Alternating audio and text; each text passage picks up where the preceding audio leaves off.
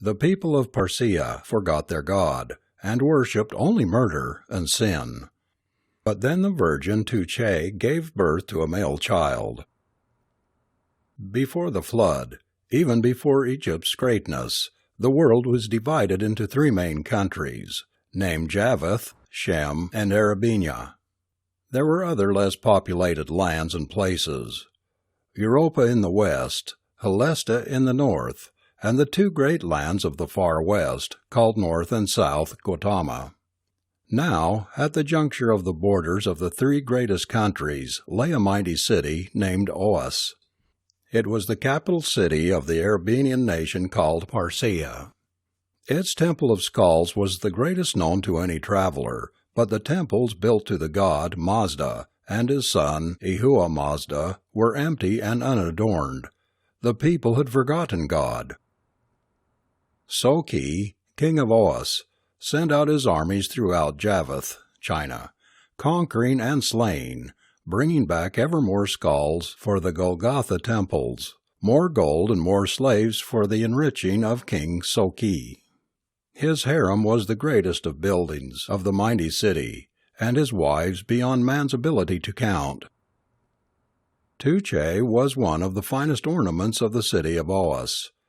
Tuche was slim, her breasts were 2 mounds of magic, her eyes were pools of mystic green depths, her legs were subtle, sinuous beauty. But Tuche was a virgin, and in all that city of 1,000,000 sinful souls, she alone held aloof from the sins of the flesh. Which was very strange, for Tuche became big with child, though she had not been with a man. Which came to the ears of Soki upon his great black throne supported on a tower of human skulls, in his palace of Gran, across from the great Golgotha, which was built entirely of human skulls, the skulls of people conquered by the armies of Persia, over which the city of Oas reigned.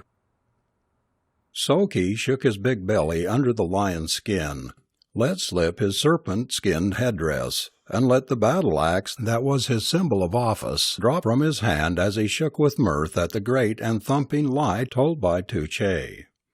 I suppose her child was fathered by Mazda, peering into her womb with his all-light. He laughed, Soki, for in Oas it was not the fashion to worship the god Mazda any more. The great skull temples had their priests and their sacrifices, but no more did people bow down in the temples of Mazda, or have anything but ridicule for those few who did still worship in the old way. His serpent-skin headdress and battle-axe scepter, too, were relics from the past, just as the belief in Mazda, but more potent relics by far. With them he was the Sun King, Lord of battles, Master of life and death, Creator of the universe, Lord of souls, Maker of the law, etc. Without them he was just old Soki, getting fatter and more stupid every day. Bring this harlot before me, to see if she can produce a miracle to prove her child is not a common one. If she cannot, she will be stoned to death at once, do you hear? I have no time to be bothered with the lies of every sinning woman who seeks to hide her bastard's origin. Asha, the philosopher who had told his king of the birth of the child, nodded his head sadly and left the presence. Why did kings have to get so blown up as to be inhuman? He sympathized with the girl and her predicament. If it had been his to say, he would have had the child proclaimed divine 1,000 times in preference to shedding 1 drop of her blood. But then he had seen Tuche sauntering home from the well, with her water jug on her head, and her hips the focal point of all eyes in the street. Asha smiled, and took his grey-headed, bent, unnoticed figure back down the streets to the house of Tuche. As he went, he pondered gloomily on the fate of this great city under the heartless and ignorant Soki. Surely something dreadful would happen to Parsia, laying as it did at the juncture of the lands of the 3 mightiest kingdoms of the world: Japheth, China, Shem, Africa, and Arabenia. Any one of them could crush them, did they get themselves organized for it. And Soki preyed upon them all ruthlessly, knowing they could never stop warring interiorly long enough to attack him. Old Asha thought of the future, which his star studies were supposed to give him power to foretell, and of the great flood that was to come and wipe out all the old boundaries and nations. He thought of the peculiar grey-blue sky, which the wise men had taught him bore up within its whirling self vast oceans of water, waiting for the time to drop the whirling water shell upon them all. He thought of Europa, the great land in the west, and all her peoples. He thought of Helest, that mighty and gracious land in the north, and all her beautiful and strong and courageous people. And he thought of the true great lands of the far west, called North and South Gautama. And he was sad, for they were all to die in the great deluge to come. But the time was not yet come.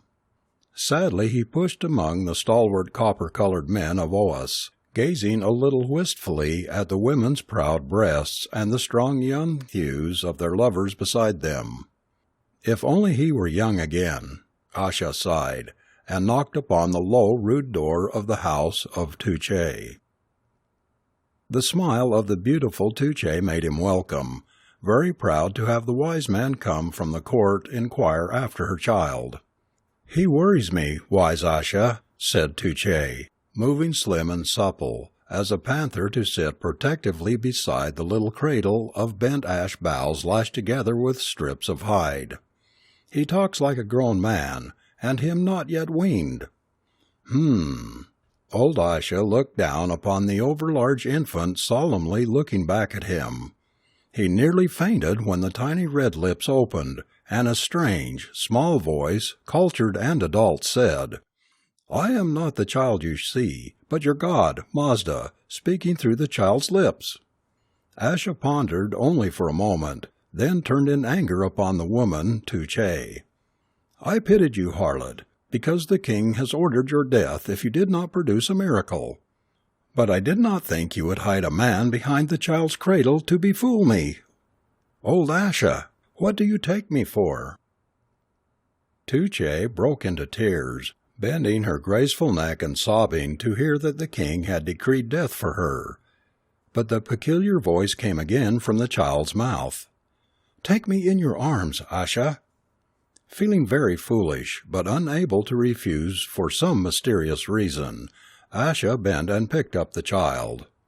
"O man, temper thy judgment with patience and wisdom." Asha knew now that it was the child's voice truly, and at last asked, "Why do you come in such a weak and helpless guise, O Lord Mazda? I had hoped to see a god appear in stronger shape." "Nevertheless, through this helpless child in your arms, this city shall be overthrown, your self-made king of kings, and I shall deliver all the slaves and strike off all the bonds from the old time. Mazda will have this city for his own, or it will be destroyed forever." Now Asha was filled with wonder and asked the babe of many abstruse things, receiving answers beyond his understanding. So, at last convinced, he put the babe down, turned to Tuche. "Listen, maiden, who in my eyes is without fault. I cannot go to my king and tell him one word of what this child has revealed, for I would only die with both of you as a liar and worse. You must take this child and hide him away from the eyes and the ears of the men of this city. You in your innocence do not understand the ways of kings and courts and warriors and such things. Flee, for if you are here tomorrow, you will die and your child will die with you." Asha took himself out then, and made his way sadly along the crowded streets to his home. There he packed up a few belongings and left to go into hiding himself, for he knew better than try to tell Soki any such cock-and-bull story. Yet if he went at all to Soki, he had to tell something, and either way someone would be doomed, if not himself. Tuche took up the babe and fled through the city by night to the home of one Kojan, a maker of songs. This man had long made love to her with his poetry and his voice from afar, and she knew he would hide her and protect her. Her heart was in her throat, because she wondered if he would believe in her virtue now that she had had a child, or in her love for him when he felt that another had given her child when he had been denied the privilege. Slender and dark-eyed and handsome, he stood in his doorway, looking upon this girl who had come to him with her babe in her arms. A babe by another! His heart was hurt. Tears came unbidden to his eyes as he turned and allowed her to enter.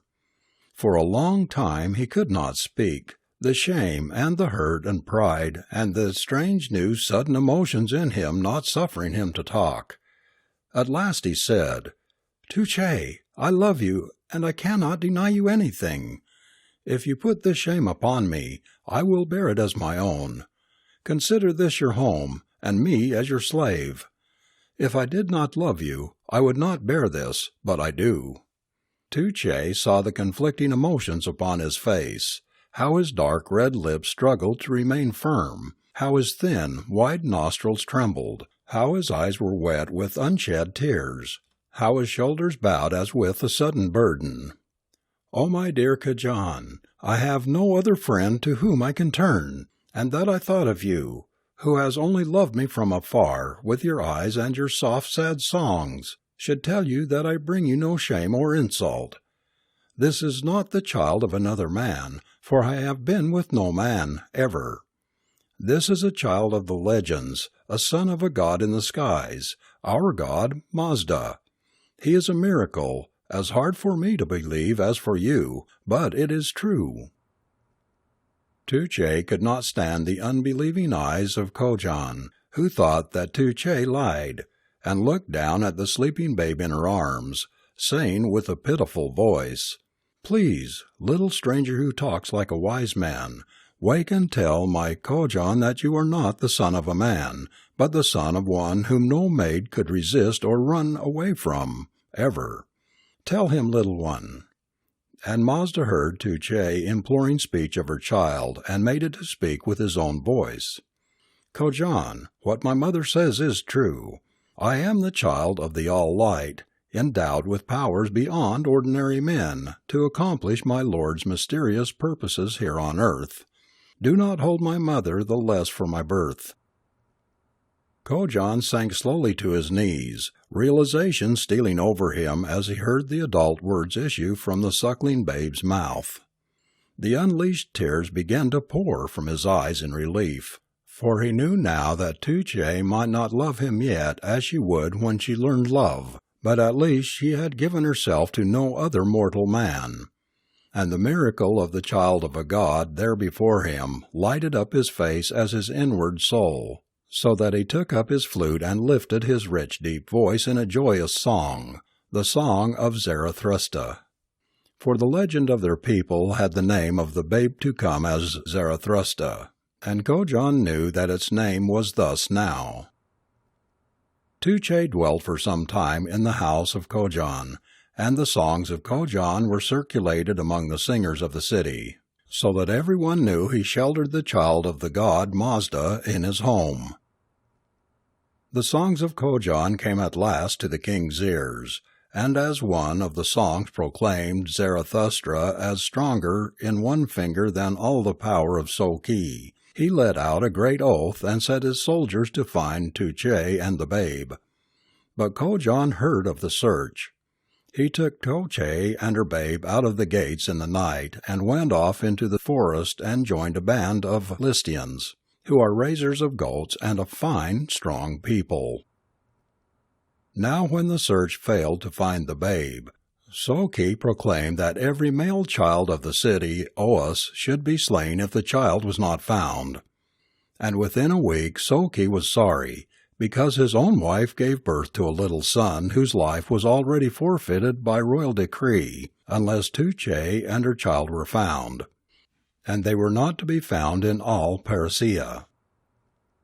Asha, the old philosopher, who had been in hiding all this time, now came out of his hole and went to the king to give him counsel.